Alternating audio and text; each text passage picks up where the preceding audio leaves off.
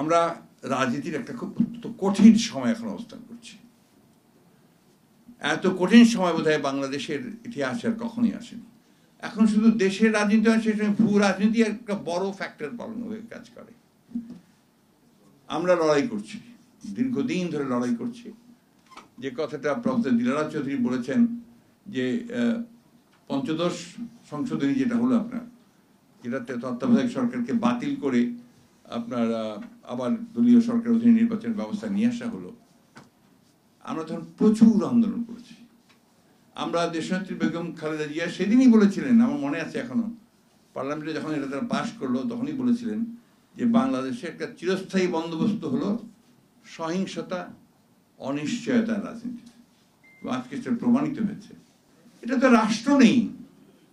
আজকেই বোধ না কালকেই বই বলছিলেন, মান্না বলছিলেন যে এটা তো এখন আপনি এটা রাষ্ট্র বলতে পারেন না। এটা একটা পৈতৃক সম্পত্তির জমিদারিতে পরিণত হয়েছে। তাদের যা ইচ্ছা তারা তাই করবেন, সেভাবে তারা করে যাচ্ছেন। কারণটা কি হয়েছে?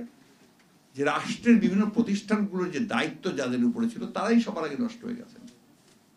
এবং যে কথাটা মাওলানা ভাই বলার চেষ্টা করেছেন যে আমলাতন্ত্রকে নষ্ট করেছে, হয়তো বহু আগে থেকেই চলছে, কিন্তু ওই যে জনতার মঞ্চ বলে একটা মঞ্চ তৈরি হলো, সেইখান থেকে আনুষ্ঠানিকভাবে আপনার সন্দেহ শুরু হয়েছে সেই কাজ।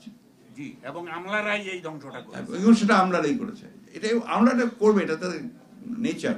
আজকে দুর্ভাগ্য আমাদের যে আজকে যারা রাষ্ট্র ক্ষমতায় আছেন, মান্না বলেছে যে তারা সবকিছুই ধ্বংস করে দিচ্ছে। এই অবস্থা থেকে বেরিয়ে আসার জন্য শুধু এবি পার্টি নয়, আমি সমস্ত রাজনৈতিক দলগুলোকে, শুধু মান্না সাহেব নন, সকলকে আমি অনুরোধ জানাবো আবারও যে আসুন আমরা সবাই একসাথে একযোগে এই ভয়াবহ অবস্থা থেকে বেরিয়ে আসার চেষ্টা করি। প্রফেসর দিলারা চৌধুরী বলছিলেন যে বুদ্ধিজীবীরা তো বেরিয়ে আসে না, কিছু মনে করবেন না। আমরা বহু চেষ্টা করেছি, বুদ্ধিজীবীদের সঙ্গে বারবার বৈঠক করেছি, কথা বলেছি।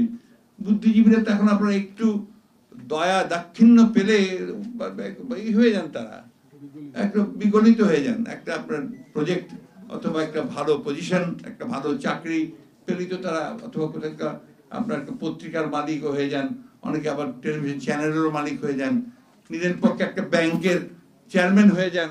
এটা প্রায় হচ্ছে না আজকাল। তো সেই জন্য বুদ্ধিজীবীদেরও আপনার সেইভাবে এগিয়ে আসতে হবে। তো